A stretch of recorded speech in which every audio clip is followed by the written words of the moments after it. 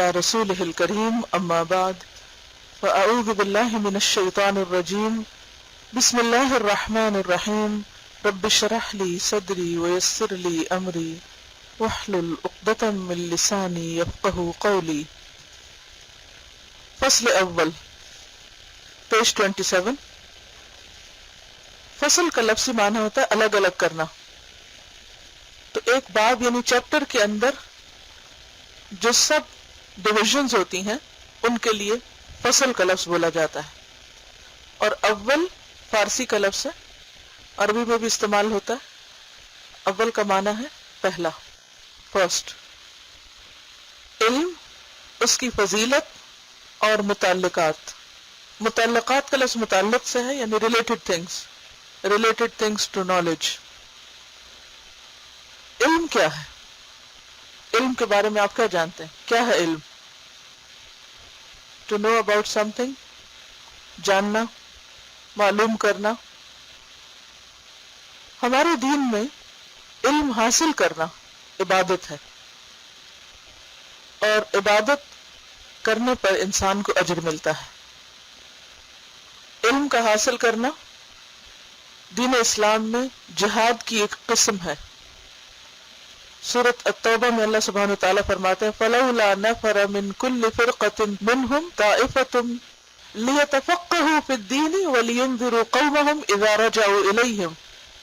فَلَوْلَا پھر کیوں نہ، نفر نکلا، فَلَوْلَا نَفَرَ مِن كُلِّ فِرْقَةٍ مِّنْهُمْ طَائِفَةٌ ان میں سے یعنی مسلمانوں میں سے ایک گروہ. کس لیے نکلا؟ کہاں سے نکلا؟ اپنے گھروں سے نکلا. اور نفرہ کا لفظ عموماً جنگ کے لیے نکلنے کو استعمال ہوتا ہے، لیکن وہی لفظ یہاں علم کے لیے نکلنے کے لیے استعمال ہو رہا ہے. لِيَتَفَقَّهُوا فِي الدِّينِ یعنی ایک بڑے گروہ میں سے، ایک بڑی آبادی میں سے ایک گروپ آف پیپل کیوں نہ نکلا؟ کس کام کے لیے نہ نکلا؟ لِيَتَفَقَّهُوا فِي الدِّينِ کہ وہ دین میں سمجھ بوجھ پیدا کرے، دین کا علم حاصل کرے، اس کی ڈیپ انڈرسٹینڈنگ حاصل کرے. وَلِيُنذِرُوا قَوْمَهُمْ اور اپنی قوم کو آ کے خبردار کریں، ڈرائیں. اذا رجعوا الیہم جب وہ واپس ان کے پاس پلٹ کر آئیں. تو ہر مسلمان آبادی کے اوپر یہ بات لازم ہے کہ وہ اپنے میں سے کچھ لوگوں کو اس کام کے لیے تیار کرے کہ جو ڈیڈیکیٹڈلی علم حاصل کرنے کے لیے نکلے، دین سیکھنے کے لیے نکلے، اور اس میں اچھی سمجھ بوجھ پیدا کرے، پھر واپس آئے اور باقی لوگوں کو بھی سمجھائے. کیونکہ کسی آبادی کے لیے یہ ممکن نہیں ہوتا کہ سارے کے سارے وہاں سے نکل کھڑے ہوں. اور نکلنے کی ضرورت کب پیش آتی ہے؟ اس وقت جب اپنے شہر اور اپنے علاقے میں علم حاصل کرنے کے وہ ذرائع موجود نہ ہوں، وہ فیسلٹیز نہ ہوں. اگر موجود ہو تو سب سے پہلے انسان ان سے فائدہ اٹھائے جو کچھ اویلیبل ہے.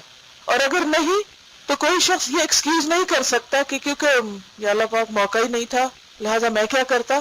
نہیں، اگر آپ کے ارد گرد موقع نہیں تھا تو آپ کو پھر مزید سٹرگل کی ضرورت تھی. اپنا گھر بار چھوڑتے، اپنا آرام سکون چھوڑتے اور ایسی جگہ پر جاتے جہاں سے تم سیکھ سکتے. کیونکہ اگر کچھ لوگ سیکھیں تو سب کی بچت ہو جائے گی، اگر کوئی بھی نہ سیکھے تو جہالت عام ہو جائے گی، اور جب جہالت ہوگی تو انسان اللہ کے احکامات پر عمل کر ہی نہیں سکتا. اور ویسے بھی یہ کہ اللہ تعالیٰ جس کے ساتھ بھلائی کا ارادہ کرتا ہے، من یرد اللہ بہ خیرا یفقہہ فی الدین، اللہ اس کو دین کی سمجھ دے دیتا ہے. امام احمد نے کہا تھا العلم لا يعدلہ شیء لمن صحت نیتہ. العلم، علم، لا يعدلہ شیء اس کے برابر کی کوئی چیز ہے ہی نہیں.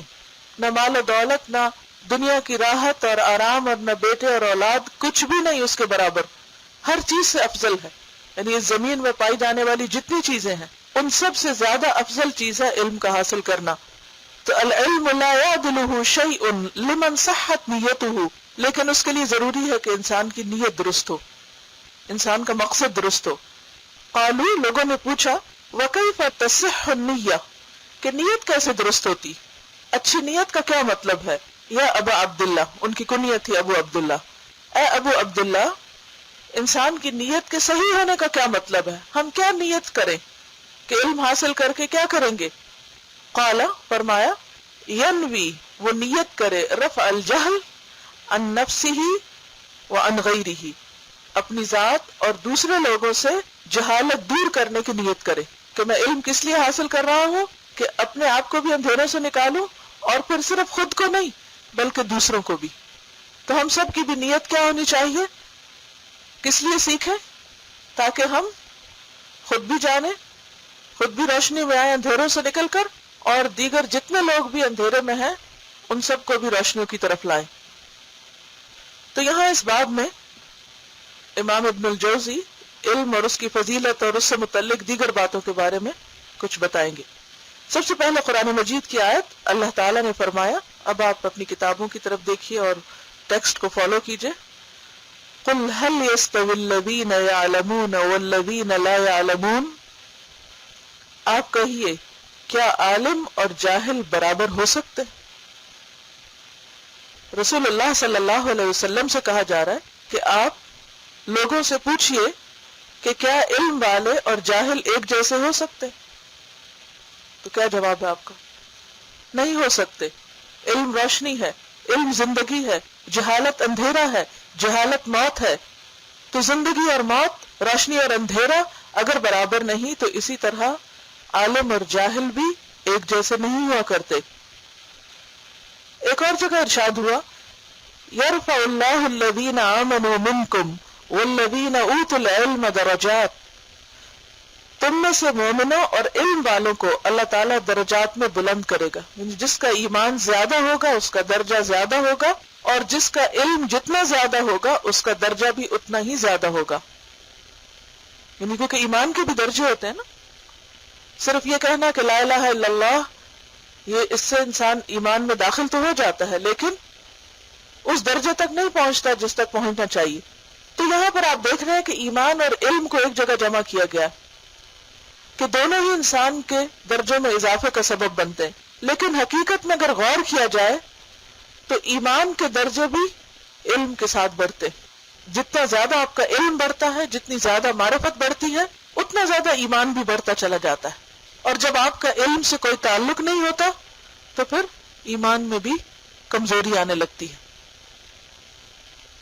ابن عباس رضی اللہ عنہ نے کہا، علماء کو عام مومنوں پر 700 درجوں کی بلندی نصیب ہوگی، یعنی ایک طرف عام مومن ہے اور ایک طرف علم والے ہیں، تو علم والے قیامت کے دن جنت میں کتنے اونچے ہوں گے؟ 700 درجوں تک، اور ہر 2 درجوں کے درمیان، درجے کا مطلب ہوتا ہے لیول، یعنی جیسے ایک کوئی بلڈنگ ہے ملٹی سٹوری، تو ایک لیول سے لے کے دوسرے لیول تک کتنا فاصلہ ہوگا؟ 2 درجوں کے درمیان 500 سال کی راہ ہوگی، یعنی جس طرح ایک سوار 500 سال تک چلتا چلا جائے تو جتنا فاصلہ وہ طے کرے گا اتنا فاصلہ ایک درجے اور دوسرے درجے کے درمیان ہوگا، تو پھر آپ 500 کو آپ دیکھ لیجئے، ملٹی پلائی کر لیجئے کہ پھر وہ کتنا ہوگا، کتنا اونچا مقام ہوگا۔ اور یہ صرف رہنے کی جگہ ہی کے بارے میں نہیں ہے کہ اچھا وہاں پر کوئی ملٹی سٹوری بلڈنگز ہوں گی اور عام لوگ نیچے رہ رہے ہوں گے اور جن کے پاس علم زیادہ ہے وہ اوپر والی سٹوری پر ہوں گے، یہ بات نہیں ہے۔ اس میں ان کی عزت، ان کی راحت، آرام، ان کی خوشی، ان کی نعمتوں میں اضافہ مراد ہے کہ ان کے پاس اتنا زیادہ ہوگا، ہر چیز میں زیادتی ہوگی، اضافہ ہوگا۔ یہ صرف ہائٹ کی بات نہیں ہو رہی کہ ایک ہائٹ پر ہوگا تو دوسرا اس سے اوپر کی ہائٹ پر ہوگا، یہ نہیں بات صرف، یعنی درجے سے مراد ان کے جو مرتبے اور رتبے اور مقام اور پھر ان کو ملنے والی نعمتیں اور راحتیں، یہ سب کچھ اس میں شامل ہو جاتا ہے، کیونکہ انہوں نے دنیا میں کیا کیا؟ علم حاصل کرنے کے لیے قربانیاں کی، تکلیفیں کی، محنت اور مشقت سے کام لیا۔ آپ دیکھیے کہ دوسری چیز انسان کو خرید کے بھی مل جاتی ہیں یا کوئی دوسرا بھی آپ کے لیے کر دیتا ہے۔ بس نا آپ بیمار ہیں، آپ اپنا علاج خود نہیں کر سکتے، دوسرے لوگ آپ کو علاج کر دیں گے نا، آپ جائیں ان کے پاس، وہ آپ کو سجیسٹ کر دیں گے آپ یہ دوائی کھا لیں، اتنا آرام کریں، یہ پرہیز کریں، آپ کو آپریشن کی ضرورت ہے، اور وہ بھی آپ کو خود نہیں کرنا پڑے گا، کوئی اور آپ کے لیے کر دے گا۔ لیکن علم آپ کے حصے کا کوئی بھی حاصل نہیں کر سکتا، وہ آپ خود ہی کریں گے تو آپ کو ملے گا۔ مثلا آپ کو اچھے لباس چاہیے، آپ جائیے، پیسے دیجیے اور خرید لائیے جو آپ کو پسند ہے۔ آپ کو اچھا گھر چاہیے، پیسے دیجیے اور خرید لیجیے۔ لیکن علم آپ پیسے دے کر انسٹنٹلی خرید نہیں سکتے، اس کو سیکھنا پڑتا ہے، اور سیکھنے کے لیے تکلیف اٹھانی پڑتی ہے، اس کے لیے صبر کی ضرورت ہوتی، مشقت کی ضرورت ہوتی، اور جمے رہنے کی ضرورت، استقامت کی ضرورت ہوتی، اس میں اپنی بھوک، آرام اور نیند قربان کرنے کی ضرورت ہوتی، اس میں ناپسندیدہ چیزوں کو فیس کرنے کی ضرورت ہوتی. اس بنا پر علماء کے درجے بڑھتے چلے جاتے ہیں. اللہ تعالیٰ نے فرمایا انما یخشی اللہ من عبادہ العلماء، اللہ سے اس کے عالم بندے ہی ڈرتے ہیں. یعنی علم کی پہچان کیا ہے، حقیقی علم کون سا ہے، کیونکہ علم کی قسمیں بہت سی ہیں، لیکن اسلام کے نزدیک اصل علم کیا ہے کہ جس کے ذریعے اللہ کی پہچان ہو، اللہ کی معرفت ہو، اور اس معرفت کے نتیجے میں انسان کے اندر اللہ کا ڈر پیدا ہو، ایسی خشیت اور ایسی کیفیت پیدا ہو کہ انسان پھر اس کو ناراض کرنے سے ڈرے، یعنی اللہ کو ناراض نہ کرے، ایسے کاموں سے بچنے لگے جو اللہ کو پسند نہیں ہے. صحیحین میں، صحیحین سے کیا مراد ہوتی؟ بخاری اور مسلم. صحیحین میں معاویہ بن ابی سفیان رضی اللہ عنہ کی حدیث ہے، فرماتے ہیں میں نے رسول اللہ صلی اللہ علیہ وسلم سے سنا، آپ فرما رہے تھے جس کا اللہ بھلا کرنا چاہے، یعنی جس کو اللہ خیر سے نوازنا چاہے اسے دین کی سمجھ عطا فرماتا ہے. اور ہم کس کو خوش قسمت اور لکی اور معلوم نہیں کیا کیا سمجھتے ہیں؟ جس کے پاس مال ہو. ہم کہتے ہیں کتنا اس پر اللہ کا فضل ہو، یا اسے دنیا کی کوئی نعمت مل جائے تو ہم اس کو انوی کرنے لگتے ہیں. لیکن بات یہ ہے کہ اللہ کی رحمت اور فضل کی سب سے بڑی علامت بندوں پر کیا ہے کہ ان کو دین کی سمجھ حاصل ہو. یعنی اس میں دو چیزیں آ گئی نا. پچھلے حدیث میں آپ نے دیکھا کہ بندوں کے اندر جب علم آتا ہے تو ان کی نشانی کیا ہوتی ہے، ان کی علامت کیا ہوتی ہے؟ ان کے اندر اللہ کی خشیت اور اللہ سے محبت اور اللہ کی معرفت آنے لگتی. اور اسی طرح اللہ تعالیٰ کی رحمت کی نشانی کیا ہوتی ہے کہ بندے کو دین کی سمجھ آنے لگتی، وہ باتیں اس کے اندر اترنے لگتی ہیں، وہ باتیں اس کو اپنی لگنے لگتی، کیونکہ اللہ نے یہ سب کچھ ہماری فطرت میں رکھا ہے، ہم اس سے ایلین ہیں. اور جتنے جتنے ہم فطرت سے دور ہوتے جاتے ہیں دین اسلام سے بھی دور ہوتے چلے جاتے ہیں. اور جب وہ جہالت کے پردے اٹھتے ہیں تو وہ ساری چیزیں پھر انسان کو اپنی لگنے لگتی ہیں، اور پھر حقیقی معنوں میں راحت اور سکون نصیب ہوتا ہے. ابو امامہ رضی اللہ عنہ نے کہا رسول اللہ صلی اللہ علیہ وسلم کے پاس دو آدمیوں کا تذکرہ ہوا، یعنی دو آدمیوں کو منشن کیا گیا. ایک ان میں سے عالم تھا، یعنی جیسے آپ صلی اللہ علیہ وسلم کا طریقہ تھا کہ آپ صحابہ کے ساتھ بیٹھتے تھے اور مختلف لوگوں کا تذکرہ ہوتا، مختلف لوگوں کی خوبیاں وغیرہ بیان کی جاتی، بعض اوقات دور جاہلیت کے واقعات بیان کیے جاتے، کچھ لوگ اپنے خواب وغیرہ سناتے. نبی صلی اللہ علیہ وسلم کی مجلسیں ہر وقت کوئی ایسی خشک اور ڈرائی مجلسیں نہیں ہوتی تھی کہ جس میں لوگ اپنے دل کی بات شیئر نہ کر سکے، تو اس میں مختلف امور پر گفتگو ہوا کرتی تھی. تو ان میں سے ایک کے بارے میں کہا گیا کہ اس کے پاس نالج بہت ہے، اور دوسرے کے بارے میں بتایا گیا کہ وہ عبادت بہت کرتا ہے، بہت نوافل پڑھتا ہے، بہت روزے رکھتا ہے، بہت اور اچھے اچھے کام کرتا ہے. تو رسول اللہ صلی اللہ علیہ وسلم نے فرمایا عالم کو عابد پر ایسی فضیلت ہے جیسی مجھ کو تم میں سے ایک ادنا یعنی کم درجے کے آدمی پر. یعنی درجے میں، لیول میں اتنا فرق ہو جاتا ہے. یعنی اس کا یہ مطلب نہیں کہ عبادت کرنی نہیں چاہیے، یہ عبادت کی ضرورت نہیں اور عبادت کا فائدہ نہیں، فائدہ ہے، لیکن علم حاصل کرنے کا فائدہ اس سے کہیں زیادہ ہے. سوال یہ پیدا ہوتا ہے کہ اتنا فرق کیوں ہے؟ اس لیے کہ بعض اوقات انسان جب علم حاصل کرتا ہے تو تھوڑی دیر میں وہ بہت سارے مرحلے طے کر لیتا ہے. بعض اوقات چھوٹے سے نیکی کے کام کے ذریعے اس درجے تک پہنچ جاتا ہے جس پر ایک عام عبادت گزار بس روٹین کی عبادت کرتے کرتے بہت دیر سے پہنچتا ہے، کیونکہ اسے معلوم ہو جاتا ہے. بالکل ایسے ہی جیسے ایک اناڑی شخص ہوتا ہے نا، کمپیوٹر پہ بیٹھ جائے تو وہ کیا کرتا ہے، چھوٹے چھوٹے کاموں میں بھی بہت دیر لگاتا ہے. اور بعض اوقات بالکل ایک معمولی سے بٹن کو کلک کرنا ہوتا ہے اور اس کو وہ نہیں پتا ہوتا، اور وہ ایک لمبا پروسیس اختیار کرتا ہے اور پھر جا کر وہ کام کرتا ہے جو صرف ایک جاننے والا ایک ہلکے سے اشارے سے ہی کر جاتا ہے. تو بالکل اسی طرح ایک جاننے والا شخص جو وہ دین کو جان لیتا ہے اور اس کو معلوم ہوتا ہے کہ کون کون سی چیزیں اللہ کو راضی کرنے والی ہیں، تو وہ ان چیزوں کا حریص ہوتا ہے، شوقین ہوتا ہے، اور وہ پھر ان کاموں کو کرنے لگتا ہے جو اللہ کے نزدیک زیادہ پسندیدہ ہوتے ہیں یا زیادہ قرب عطا کرنے والے ہوتے ہیں. اس کے برعکس ایک عام شخص جس کو زیادہ نہیں پتا، وہ ایک ہی چیز کو کرے جا رہا ہے، کر تو وہ بھی محنت رہا ہے لیکن اس کی سپیڈ سلو ہے بنسبت اس کے کہ جو جاننے والا ہے. بالکل اسی طرح ٹائپنگ کی مثال لیں. جو جاننے والے ہیں وہ آنکھیں بند کر کے کیا کچھ کر لیتے ہیں، اور جو نہیں جانتے وہ ایک ایک حرف کو دیکھ دیکھ کے ڈھونڈ ڈھونڈ کے ٹک ٹک ٹک کر رہے ہوتے ہیں، تو فرق ہو جاتا ہے۔ حالانکہ کام دونوں ہی کر رہے ہیں، ایک ہی کام کر رہے ہیں، لیکن دونوں کے درجے میں اور طریقہ کار میں فرق ہو گیا۔ پھر رسول اللہ صلی اللہ علیہ وسلم نے فرمایا معلم خیر۔ معلم خیر کا کیا مطلب ہے؟ یہ عربی کا لفظ ہے پیورلی۔ معلم ٹیچر، خیر خیر دین، فہم، قرآن، بھلائی، اچھی بات۔ معلم خیر یعنی جو دین کی تعلیم دے، جو خیر اور بھلائی سکھائے لوگوں کو، اس پر اللہ تعالی رحمت بھیجتے ہیں، اس کے فرشتے اور زمین اور آسمانوں کے رہنے والے اس کے لیے دعائیں کرتے ہیں، یعنی ہر طرف سے ایسا شخص خیر سمیٹتا ہے۔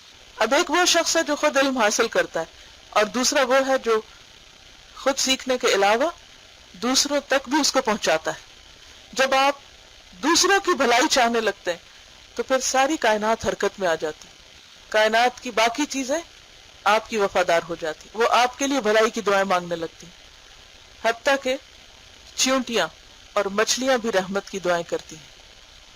ساری چیزیں اس انسان سے محبت کرتی ہیں جو لوگوں سے محبت کرتا ہے، لوگوں کی خیرخواہی کرتا ہے اور لوگوں تک اچھی باتیں لے کے جاتا ہے۔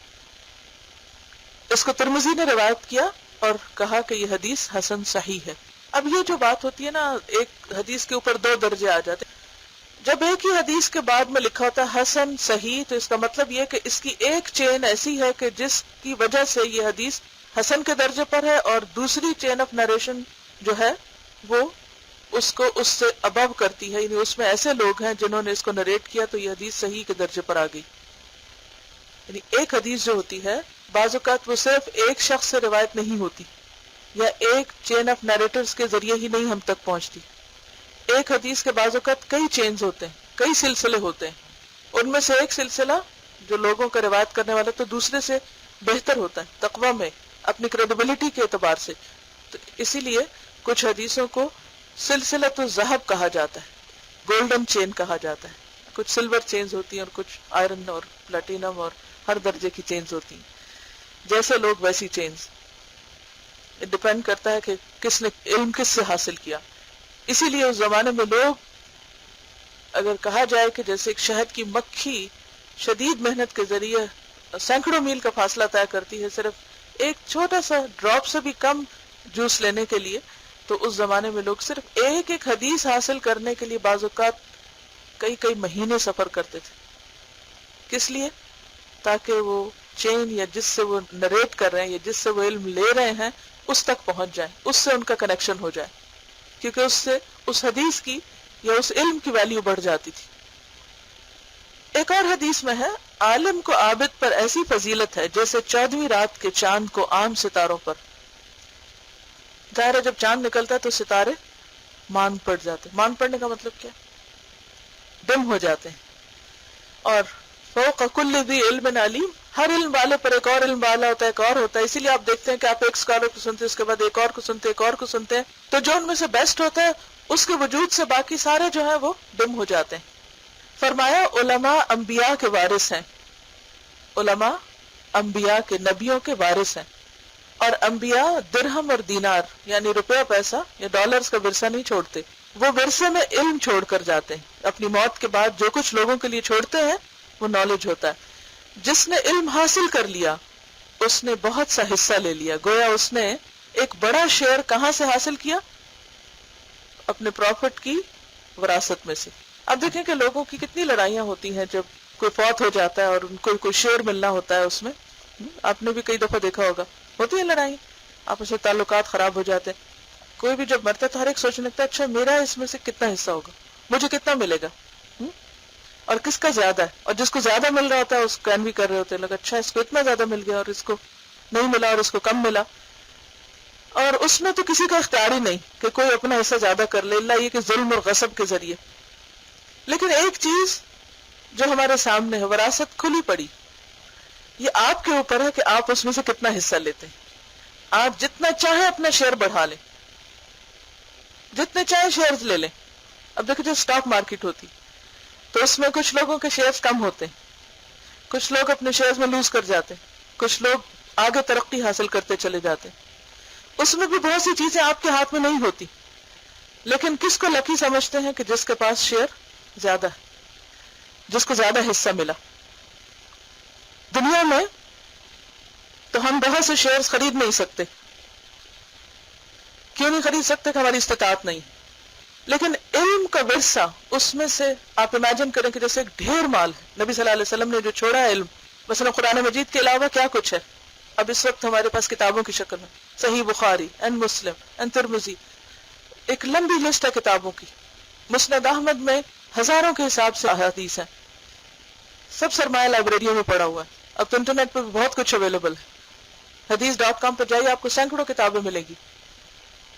یہ سب کیا ہے دراصل؟ یہ ٹریئر ہے، علم کا خزانہ ہے.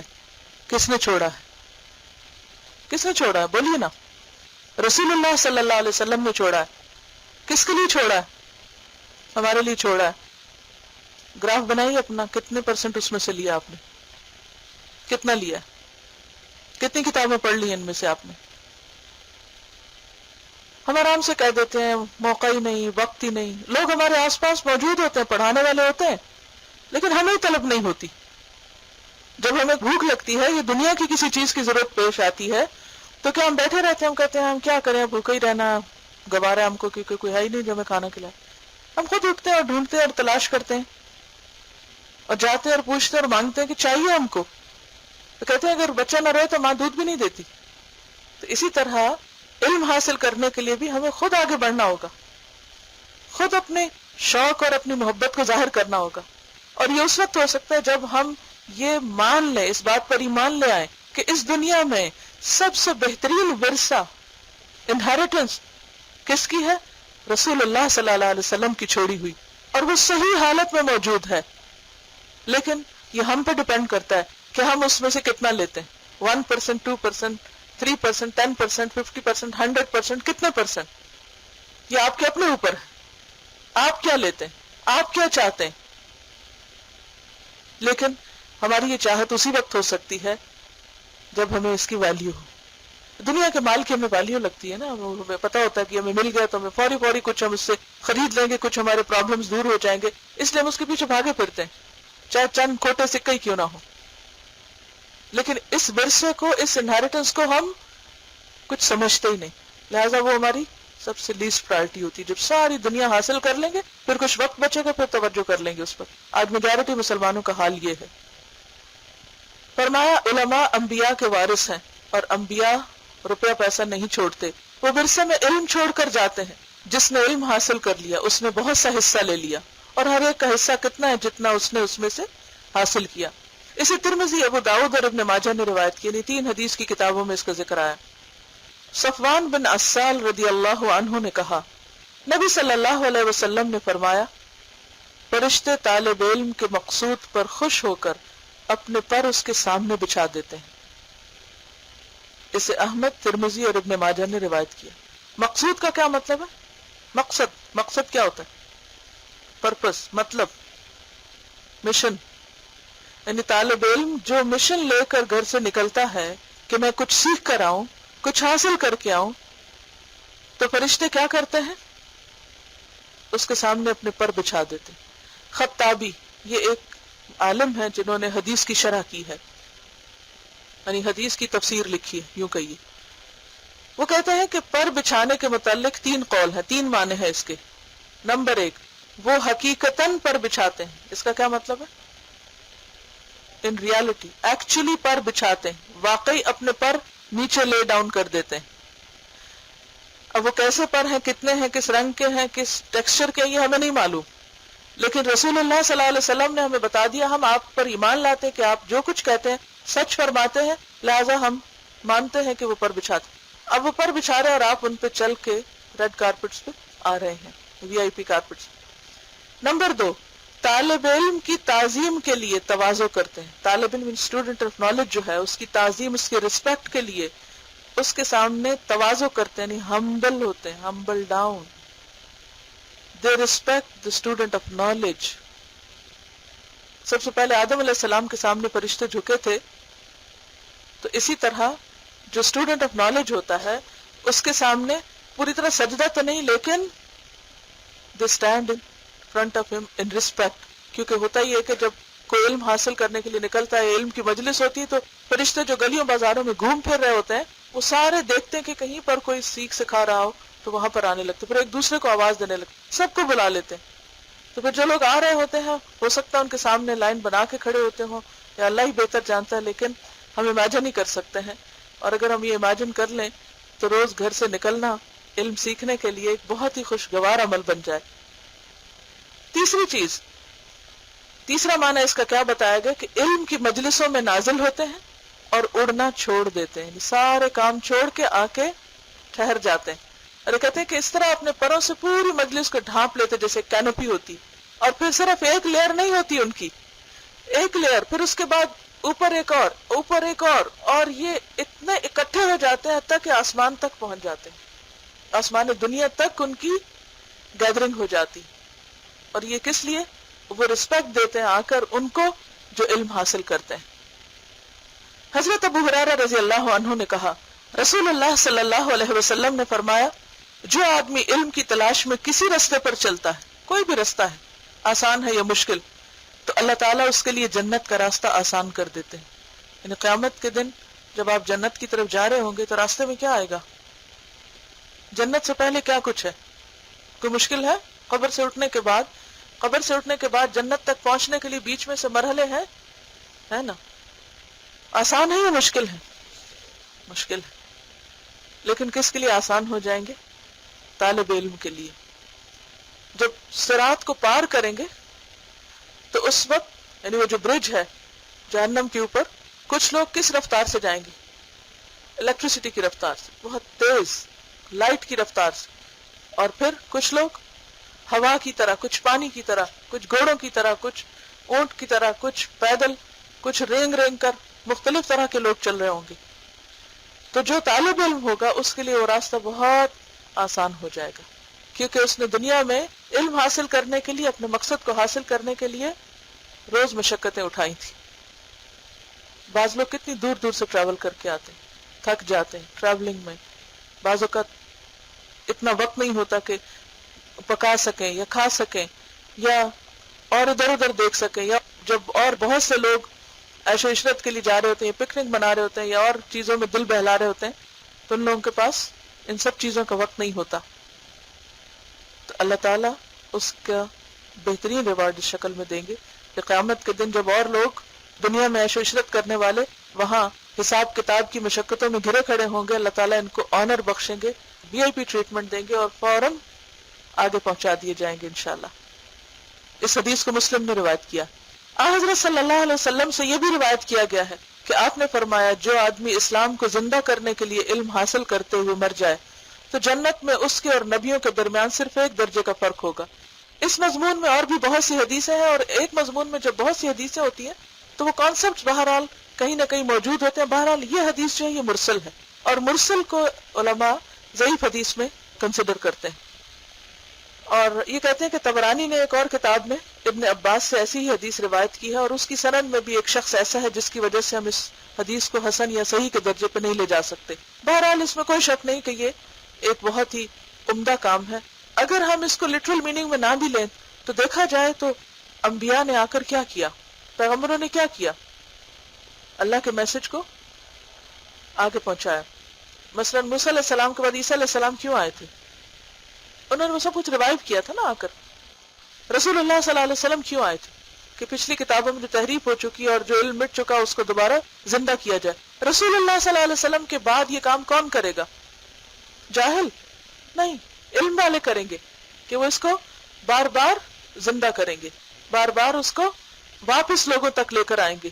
جو کتابیں لائبریریوں میں دب جائیں اور لوگ بھول بھلا جائیں اور اس چیز کو فراموش کر دیں. ایک حکیم کا قول ہے, میں نہیں سمجھتا کہ جسے علم نصیب نہ ہوا اسے کیا ملا.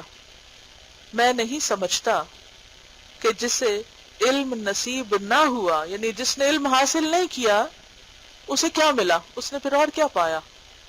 اور جسے علم مل گیا وہ کس چیز سے محروم ہے؟ کس سے محروم؟ کسی بھی چیز سے نہیں, اس کو سب کچھ مل گیا. پڑھیے اس کو ذرا خود. میں نہیں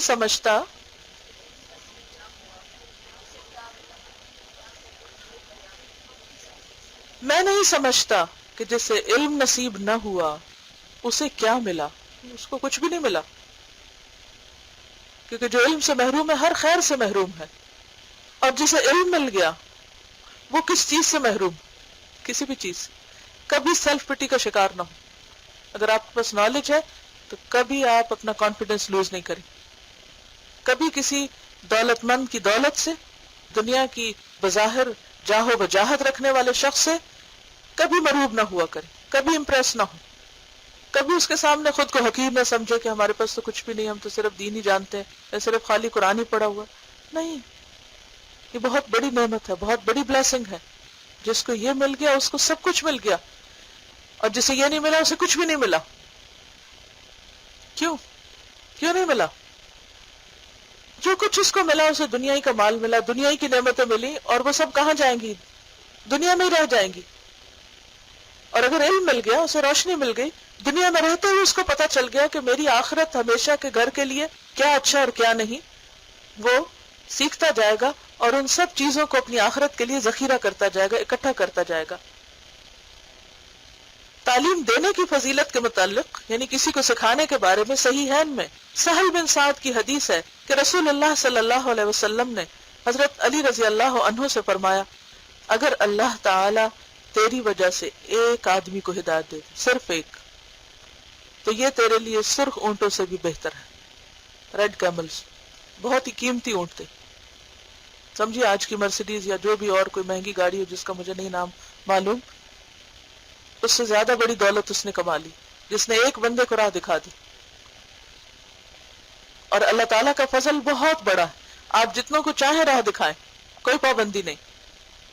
ابن عباس نے کہا، جو لوگوں کو بھلائی کی تعلیم دیتا ہے اس کے لیے ہر جاندار چیز بخشش کی دعا کرتی، یہاں تک کہ دریا اور سمندروں کی مچھلیاں بھی. ابن عباس کا یہ قول حدیث پر مبنی.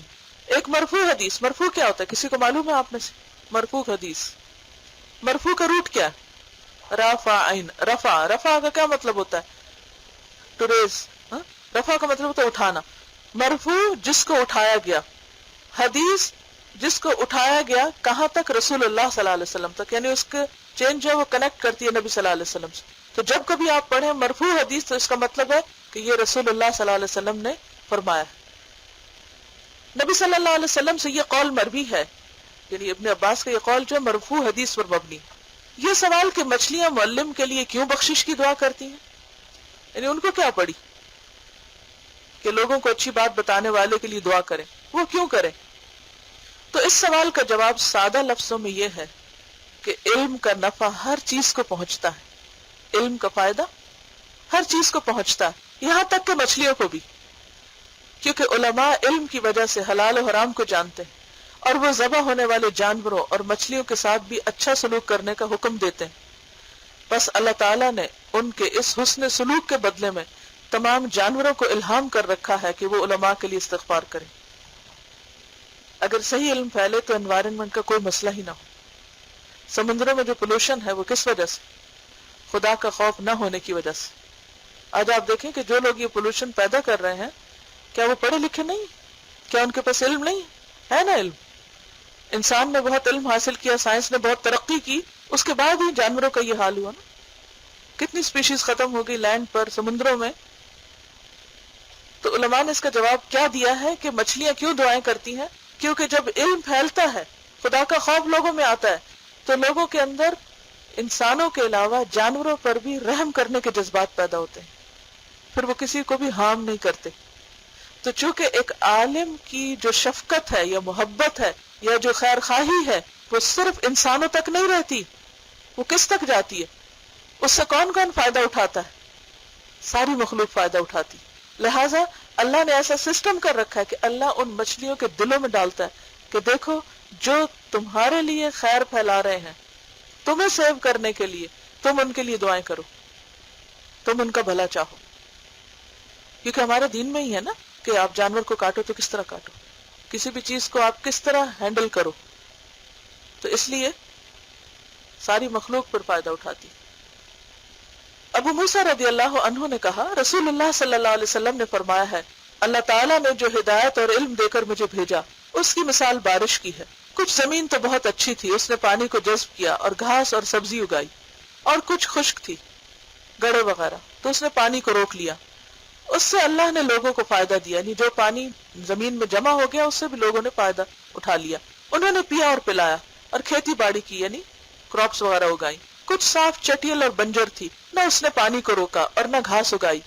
تو یہ اس آدمی کی مثال ہے جس نے دین کا علم حاصل کیا اور اللہ نے اسے اس کے ساتھ نفع دیا. اس نے پڑھا بھی اور پڑھایا بھی. اور اس کی مثال بھی جس نے اسے سر اٹھا کر نہ دیکھا اور نہ اللہ کی اس ہدایت کو قبول کیا جسے مجھے دے کر بھیجا گیا ہے. اسے صحیحین نے روایت کیا. تو اس سے کیا پتہ چلتا ہے کہ علم تو موجود ہے، سکھانے والے بھی موجود ہیں، سیکھنے والے بھی موجود ہیں. لیکن سیکھنے والے تین قسم کے لوگ ہیں. ایک وہ جو لے لیتے ہیں، ڈائجسٹ کر لیتے ہیں، اسے جذب کر لیتے ہیں اور پھر واپس اوروں کو اس سے فائدہ پہنچاتے ہیں. دوسرے وہ جو صرف اپنے تک روک لیتے ہیں اور اگر کوئی اور ان کے پاس آ کے کچھ پوچھتا ہے تو اسے کچھ دے دیتے ہیں. جیسے ایک گڑھے میں پانی جمع ہوتا ہے تو کوئی جانور وہاں سے گزرے گا یا کوئی اور آئے گا تو وہاں سے فائدہ اٹھا لے گا، لیکن وہ خود آگے بڑھ کر نہیں پہنچاتے. کچھ ایسے ہیں کہ جو نہ تو خود فائدہ اٹھاتے ہیں اور نہ کسی اور کو دیتے ہیں. ہمیں سوچنا یہ چاہیے کہ ہم کس کیٹیگری میں فال کرتے ہیں، کیونکہ جو زمین اچھی ہے اس سے کچھ اگتا ہے، اور جب اگتا ہے تو اس کے آگے سیڈز ہوتے ہیں. ان سیڈز کو جب ری پلانٹ کرتے ہیں تو اس سے پھر مزید فائدہ ہوتا ہے. لیکن جب صرف ایک پانی کی طرح جمع ہو گئے تو اس کا فائدہ لمیٹڈ ہے. یعنی کچھ لوگ ایسے ہیں کہ جو علم سیکھنے کے بعد ان لمیٹڈ فائدہ پہنچاتے، نسلیں فائدہ اٹھاتی. آپ دیکھیے آج اگر ایک گندم کا بیج آپ بوتے ہیں تو وہ کس کی اولاد ہے، کب سے چلا؟ آپ کہیں گے کہ میں نے اس کا بیج خریدا. وہ بیج کہاں سے بنا تھا؟ وہ کسی اور پلانٹ سے بنا تھا. وہ پلانٹ کس سے بنا تھا؟ اس کے پیچھے ایک اور بیج تھا. وہ بیج کہاں سے آیا تھا؟ اس کے پیچھے ایک اور پلانٹ تھا. کرتے کرتے کرتے کہاں تک جاتا ہے. تو بالکل جو لوگ آگے بڑھ کے دوسروں کو فائدہ پہنچاتے ہیں اور باقاعدہ پلانٹیشن کرتے ہیں، بیج اگاتے ہیں اور اچھی قسم کے بیج جگاتے ہیں، پھر کیا ہوتا ہے ان کے ذریعے اور کھیتیاں پھوٹتی، ان سے پھر آگے اور بیج نکلتے، پھر اور تو وہ فائدہ جو ہے وہ ان لمیٹڈ ہے. تو ہمیں یہ سوچنا ہے کہ ہم اس میں سے کس کیٹیگری کو اپنے لیے چوز کرتے ہیں، نمبر 1 کو یا 2 کو یا نمبر 3 کو. نمبر 2 کون سا ہے؟ مڈل کون ہے؟ جن کا پانی بس ایک جگہ جمع ہو گیا، انہوں نے اکٹھا کر لیا، کر کے بس بیٹھ گئے ہیں، بس کوئی آ جائے تو بس دے دیں گے اس کو، اور اگر نہیں کوئی آئے تو کئی دفعہ پانی گڑھوں میں جمع بھی ہوتا ہے اور خود ہی دھوپ سے سوکھ بھی جاتا ہے. ایسے لوگوں کا علم محدود ہوتا ہے، وہ جو فائدہ کوئی اس سے نہیں اٹھاتا تو آہستہ آہستہ ایواپوریٹ ہو جاتا ہے، ان سے بھی اڑ جاتا ہے، باقی نہیں رہتا. اللہ تم پر رحم فرمائے. اس حدیث پر غور کرو کہ مخلوق کے کتنی مطابق حال ہے، لیکن لوگوں سے کتنی ملتی ہے یہ بات. عقل مند اور فقہا لوگ تو اس زمین کی طرح ہیں جس نے پانی کو قبول کیا اور گھاس اگائی، کیونکہ انہوں نے علم حاصل کیا اور سمجھا اور استفادہ کیا، یعنی فائدہ اٹھایا اور لوگوں کو سکھایا. دوسرے محدثین سے نقل کرنے والے لوگ جن کو خود فقہ اور فہم و فراست سے حصہ نہ ملا، ان کا حال اس زمین جیسا ہے جس نے پانی کو روک لیا اور لوگوں نے ان کے علم سے فائدہ اٹھایا. یعنی آپ اس کو یوں سمجھ سکتے ہیں جیسے پہلی کیٹیگری میں وہ لوگ آتے ہیں کہ جو قرآن کو سمجھتے ہیں اور سکھاتے ہیں، دوسرے میں وہ جو حفظ کر لیتے ہیں لیکن اس کے اندر انڈرسٹینڈنگ نہیں ہوتی لیکن آگے دوسروں کو حفظ کرا دیتے ہیں، اور تیسری کیٹیگری کیا ہے؟ جنہوں نے سنا اور علم حاصل نہ کیا اور نہ یاد رکھا، تو یہ جاہل عوام ہے. یعنی نہ انڈرسٹینڈنگ پیدا کی، نہ حفظ کیا اور نہ آگے کروایا، اور جو کیا وہ بھی سب بلا دیا یا لیا ہی نہیں کچھ. حضرت حسن رضی اللہ تعالی عنہ نے کہا اگر علماء نہ ہوتے تو لوگ چارپایوں کی طرح ہوتے. چارپائی کیا ہوتے؟ کیٹلز. یس. اگر علماء نہ ہوتے تو لوگ کیٹلز کی طرح، جانوروں کی طرح ہوتے. جانوروں سے کیوں تشبیہ دی؟ جیسے جانور کیا کرتے ہیں؟ کھاتے ہیں، پیتے ہیں اور عیش و عشرت کرتے ہیں اور ختم ہو جاتے ہیں. حضرت معاذ بن جبل رضی اللہ عنہ نے فرمایا علم حاصل کرو کہ اللہ کے لیے علم حاصل کرنا خشیت یعنی اللہ کا ڈر، اس کا طلب کرنا عبادت، اس کا پڑھنا پڑھانا تسبیح، اس کی تحقیق یعنی ریسرچ کرنا جہاد، بے علم یعنی اگنورنٹ کو سکھانا صدقہ، اور اس کے اہل پر اس کی سخاوت کرنا یعنی جو ڈیزرو کرتے ہیں ان کو خاص طور پر دینا قرب الہی کا ذریعہ ہے، اللہ کے قریب ہونے کا ذریعہ ہے. وہ تنہائی کا انیس یعنی دوست اور خلوت کا ساتھی، یعنی جس کے پاس علم ہے وہ کبھی تنہا نہیں ہوتا، اکیلا نہیں فیل کرتا، لونلی نہیں ہوتا. حضرت کعب رضی اللہ عنہ نے کہا اللہ تعالیٰ نے موسیٰ علیہ السلام کی طرف وحی فرمائی کہ اے موسیٰ بھلائی کا علم حاصل کرو اور وہ لوگوں کو سکھاؤ، کیونکہ میں بھلائی کے معلم یعنی ٹیچر اور متعلم یعنی اسٹوڈنٹ دونوں کی قبروں کو نور سے بھر دیتا ہوں کہ وہ قبروں میں وحشت محسوس نہ کریں، تنہائی محسوس نہ کریں، لونلینس فیل نہ کریں. جیسے کل بھی بات ہو رہی تھی نا کہ اگر آپ قرآن پڑھیں گے پڑھائیں گے تو اس سے کیا ہوگا، وہ قبر میں ایک خوبصورت دوست کی شکل میں آپ کے ساتھ ہوگا، آپ کبھی بھی اکیلا نہیں محسوس کریں گے. اور دنیا میں بھی ایسے ہوتا ہے نا کہ جب آپ کا قرآن کے ساتھ ایک کنیکشن ہوتا ہے اور آپ کو کسی وقت بھی ایسی فیلنگ آنے لگے تو آپ فوراً اپنی کتاب اٹھاتے ہیں اور پڑھنا شروع کر دیتے ہیں اور بھول جاتے ہیں کہ آپ تنہا بیٹھے ہیں. چلیے کون سی نئی بات سیکھی آج؟ انہوں نے سیکھا کہ علم کے ساتھ آپ عمل کے بلند درجے تھوڑے وقت میں حاصل کر لیتے ہیں بنسبت اس کے کہ بغیر علم کے آپ صرف عبادت کیے جائیں. پر پھیلانے کا علم تو تھا لیکن ایک محسوس کیا اس چیز کو، اور مجھے ایک اتنی خوبصورت فیلنگ آئی کہ وہ تعظیم میں کھڑے ہو جاتے ہیں اور اپنا اڑنا چھوڑ دیتے ہیں. کتنا بڑا آنر ہے. وراثت کھلی پڑی ہے، جائیں اٹھا لیں، اوپن انویٹیشن ہے. سمندر کی مچھلیاں معلم کے لیے کیوں دعا کرتی ہیں؟ کیونکہ وہ بھی انڈائریکٹلی فائدہ اٹھاتی ہیں. بیج ضائع نہیں ہوتا، بیج سے پھر آگے سے آگے خیر پھوٹتی چلی جاتی. علم خریدا نہیں جا سکتا، خود سٹرائیو کرنا ہوگا. علم ایسی چیز ہے کہ جو پلسرات پہ ہمیں فائدہ دے گا، قبر میں ہمیں فائدہ دے گا. جس کے پاس علم ہے وہ کسی چیز سے محروم نہیں. علم جب انسان کو مل جاتا ہے تو سب کے لیے وہ فائدہ مند ہو جاتا ہے، صرف اپنے لیے نہیں بلکہ سب کے لیے فائدہ مند، وہ مبارک اور نفع بن جاتا ہے. انہوں نے سمجھا کہ علم اور ایمان کس طرح درجات میں بلندی کا سبب بنتا ہے اور ان کا باہم کنیکشن کیا ہے. اگر علم استعمال نہ کرے تو ویپوریٹ ہو جاتا ہے، جیسے ٹھہرا ہوا پانی ویپوریٹ ہو کے ختم ہو جاتا ہے، کسی کو بھی فائدہ نہیں پہنچتا. علم حاصل کرنے کی صحیح انٹینشن یہ ہونی چاہیے کہ مجھے بھی فائدہ پہنچے اور میرے ذریعے دوسروں کو بھی پہنچے. اوکے، جزاکم اللہ خیرا. سبحانک اللہم و بحمدک، نشہد ان لا الہ الا انت، نستغفرک و نتوب الیک. السلام علیکم و رحمۃ اللہ وبرکاتہ.